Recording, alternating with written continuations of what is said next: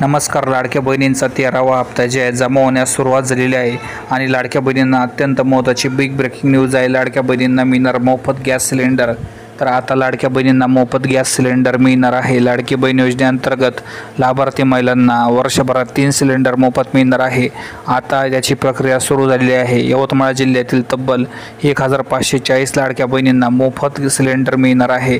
यामध्ये डिटेल बातमी अशी आहे की मुख्यमंत्री माझी लाडकी बहीण योजनेअंतर्गत पात्र महिलांना दर महिन्याला 1500 रुपये मिळत असताना आता त्यात नव्याने भर पडणार आहे. यवतमाळ जिल्ह्यातील जर बघितलं तर ज्या 1540 लाडक्या बहिणींना 3 मोफत सिलेंडर दिले जाणार आहे.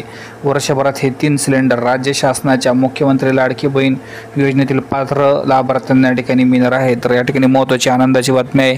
त्याचबरोबर जर बघितलं तर जे 13वा हप्ता आता ट्रान्सफर व्हायला सुरुवात झालेली आहे. हळूहळू 13वा हप्ता जवळपास संपूर्ण महिलांच्या बँक खात्यामध्ये या ठिकाणी ट्रान्सफर होईल. सर्वांचे धन्यवाद. आपण हा व्हिडिओ शेवटपर्यंत बघितल्याबद्दल.